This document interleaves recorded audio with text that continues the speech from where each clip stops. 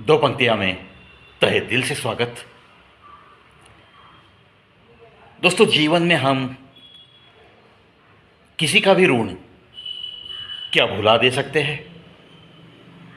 हाँ, जो ऋण को भुलाकर जीते हैं उन्हें तो इंसान कहने में भी मुझे तो शर्म आती है। और आगे जाके मैं तो इतना कहूँगा, इंसानियत के नाते आपको अगर किसी ने कोई मदद की है तो उसे तो ज़िंदगी भर भुलाना ही नहीं है। और इस जीवन की राह में चलते चलते हर वक्त आपको सुख ही सुख नहीं मिलता, और जब दुख दर्द मिलता है तो उस दुख का भी हमारे जीवन में एक ऋण होता है।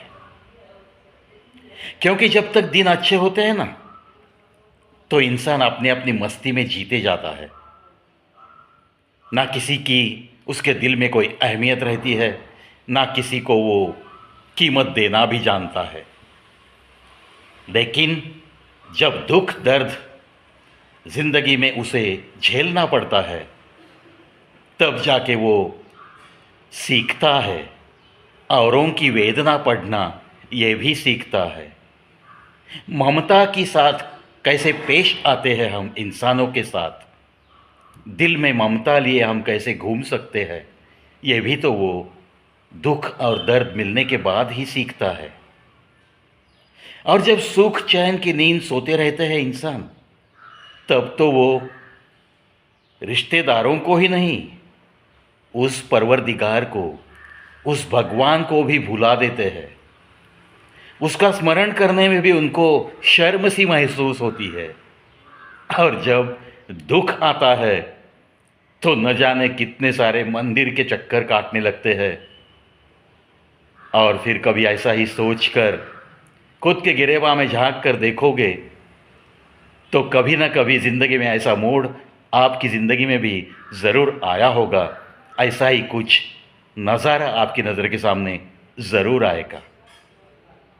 इसीलिए चलो थोड़ी सी आदत डाल देते हैं कि दुख का भी जो ऋण होता है उसे भी हमें कभी भुलाना नहीं चाहिए। क्योंकि ये बुरे दिनों की जो याद है ना, वही हमें जीने लगाती है, और जीते जी कैसे जीना चाहिए यही तो सिखलाती भी है। इसीलिए दुख का ऋण सदैव हमारे दिल में रखना चाहिए, और बुरे दिनों को कभी भी भुलाना नहीं चाहिए। बस इतनी सी बात, अगर ऐसी बातों की आदत सी हो जाएगी तो ज़िंदगी हमारी खुशहाल ही बनी रहेगी, और ना ही हमसे कोई दुखी होगा, ना ही हम हमारे होठों से ऐसे कोई लफ्ज़ निकालेंगे जिससे कि सामने वाले को कोई पीड़ा हो जाए। चलो कोशिश करते हैं, आखिर कोशिशों पे जोर देने के बाद ही ऐसी आदतें लग सकती है हमें। हर दुख हर दर्द का ऋण मैंने तो बस दिल में रखा है, हिफाजत से रखा है, और उसके हिसाब से थोड़ा बहुत जीने की कोशिश में अक्सर रहता हूँ मैं।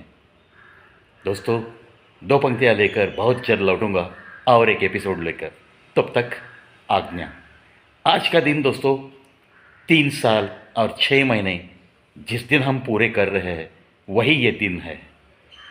देखेंगे और 2-4 अपलोड्स करेंगे, और एक फाइनल फिगर क्या होती है वो मैं आखिरी वीडियो में बताऊंगा। और मेरे ख्याल say that will be another record by this Pravi, a record holder in the field of standing presentation, continuous maximum hours standing presentation. ये खिताब जो मेरे नाम पे है, उसी के साथ ये और एक रिकॉर्ड शायद हो सकता है। शुक्रिया शुक्रिया दोस्तों, बस ऐसे ही साथ रहो। मैं तो बस चलता रहूँगा, अपने आप कुछ न कुछ रिकॉर्ड बनता चला जाएगा।